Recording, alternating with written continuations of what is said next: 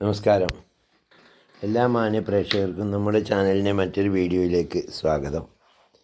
ഇന്ന് ഞാൻ പരിചയപ്പെടുത്തുന്ന പുസ്തകം പ്രണയത്തിൻ്റെ കറുത്ത താളുകൾ എന്ന പുസ്തകമാണ്.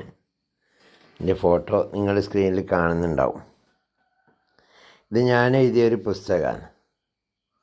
ഈ പുസ്തകം എന്ന് പറഞ്ഞിട്ടുണ്ടെങ്കിൽ എഴുതുമ്പോഴും എഴുതിക്കഴിഞ്ഞ് വായിക്കുമ്പോഴെല്ലാം തന്നെ എന്നെ വലിയ തോതിൽ അത്ഭുതപ്പെടുത്തിയൊരു പുസ്തകമാണെന്ന് ഞാൻ തന്നെ സാക്ഷ്യപ്പെടുത്തുമ്പോൾ അതിനെപ്പറ്റി കൂടുതൽ പറയേണ്ടതില്ല. ഈ പുസ്തകത്തിൽ പറയുന്ന രണ്ട് കഥകളാണ്. ഒന്ന് നമുക്കെല്ലാം അറിയാം, ലൈല മജ്നു എന്ന ലോകോത്തര പ്രണയ കാവ്യം. അതായത് ലൈല എന്ന് പറയുന്ന ആധുനിക ലൈലയല്ല കേട്ടോ. ഇപ്പോൾ പണ്ടൊരു പാട്ട് കേട്ടിരുന്നു കഴിഞ്ഞ വർഷം, ലൈലേ ലൈലേ സ്വർണ്ണപ്പൂമയിലേ എന്ന് പറയുന്ന പാട്ട്. അതല്ല, ഇത് പണ്ട് കാലം മുതലേ നിലനിന്നൊരു പ്രണയം ഉണ്ടായിരുന്നു. ഏത് ദറജപ്പൂ മോളല്ലേ എന്ന് തുടങ്ങുന്ന പാട്ട് എല്ലാവർക്കും ഓർമ്മ ഉണ്ടാവും. ഓക്കെ, അപ്പോൾ അതിൽ പറഞ്ഞ ലൈലയും കൈസും അപ്പോൾ ഈ ലൈലയും കൈസും തമ്മിൽ പ്രണയിച്ചു. അത് ലോകോത്തര പ്രണയമായിട്ടാണ് എല്ലാവരും കാണുന്നത്. കൈസിന് എന്നിട്ട് ഭ്രാന്തായി. കൈസ് മജ്നു എന്ന പേരിൽ, ഭ്രാന്തൻ എന്ന പേരിൽ മരുഭൂമിയാകെ ചുറ്റി നടന്നു. എന്നിട്ട് ലാസ്റ്റ് തല തല്ലി മരിച്ചു എന്നൊക്കെയുള്ള വലിയ കഥ നമ്മൾ കേട്ടിട്ടുണ്ട്.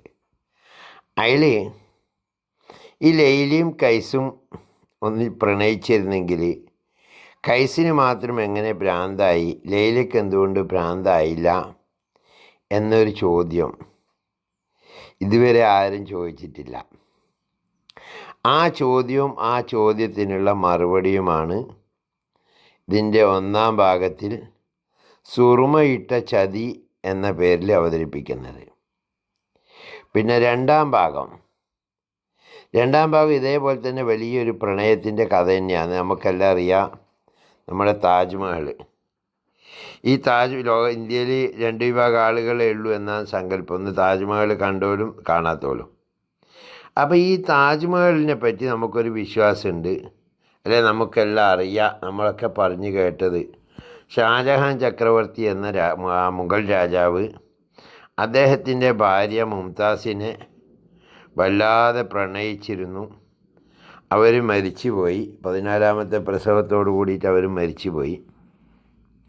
അവർ മരിച്ചപ്പോൾ അവരുടെ ഓർമ്മയ്ക്ക് വേണ്ടി ഷാജഹാൻ ഉണ്ടാക്കിയതാണ് താജ്മഹൽ എന്നാണ് നമ്മൾ ഇതുവരെ സ്കൂളുകളിലും ചരിത്രങ്ങളിലുമൊക്കെ പഠിച്ചത്.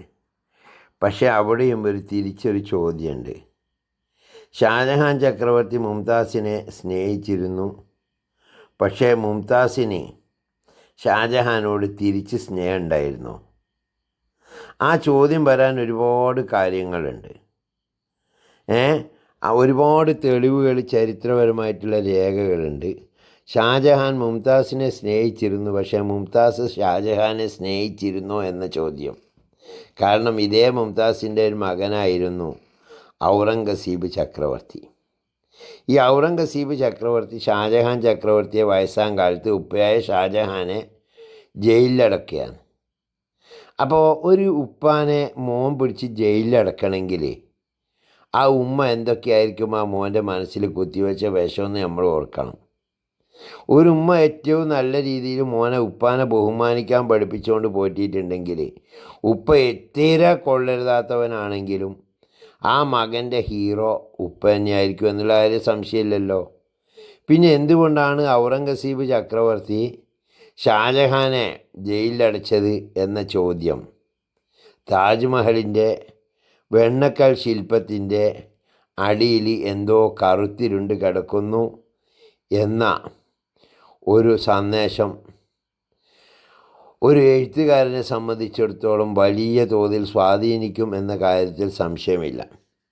അപ്പോൾ ഈ 2 സംഭവങ്ങളാണ് പ്രണയത്തിൻ്റെ കറുത്ത താളുകൾ എന്ന നോവലിൽ അവതരിപ്പിക്കുന്നത്. എല്ലാവരും വാങ്ങണം, വായിക്കണം. പുസ്തകത്തിൻ്റെ വില 400 രൂപയാണ്. ഓൺലൈൻ എഡിഷന് 150 രൂപയാണ് വില. ഇത് കറണ്ട് ബുക്സാണ് പ്രസിദ്ധീകരിക്കാൻ പോകുന്നത്. ഓൺലൈൻ എഡിഷൻ ഇപ്പോൾ ലഭ്യമാണ്. അപ്പോൾ ഈ പുസ്തകത്തിൻ്റെ ആമുഖം തന്നെ ഒന്ന് ജസ്റ്റ് ഒന്ന് വായിക്കുകയാണെങ്കിൽ, പ്രണയത്തിൻ്റെ കറുത്ത താളുകൾ പുസ്തകത്തിൻ്റെ പേര്. അപ്പോൾ ഇതിൻ്റെ മുഖവചനം പറയുന്ന ചരിത്രവും സാഹിത്യവും കാലങ്ങളായി ചില പ്രണയങ്ങളെ അനശ്വരമാക്കിയിട്ടുണ്ട്. എന്നാൽ ഓരോ ഇതിഹാസത്തിൻ്റെയും തിളക്കമുള്ള ഉപരിതലത്തിനിടയിൽ പറയപ്പെടാതെ പോയ മനുഷ്യകഥകളും അസൗകര്യങ്ങളുള്ള ചോദ്യങ്ങളും മറഞ്ഞു കിടക്കുന്നുണ്ട്. പ്രണയത്തിൻ്റെ കറുത്ത താളുകൾ അത്തരം ചോദ്യങ്ങളിലേക്കുള്ള ധീരമായ ഒരു സാഹിത്യയാത്രയാണ്. പ്രണയം, വിശ്വാസം, വഞ്ചന, അധികാരം, ചരിത്രം എന്നിവയുടെ പരമ്പരാഗത വായനകളെ പുനഃപരിശോധിച്ചുകൊണ്ട് നാം വിശ്വസിച്ച സത്യങ്ങളുടെ മറ്റൊരു സാധ്യതയെ ഈ നോവൽ അന്വേഷിക്കുന്നു.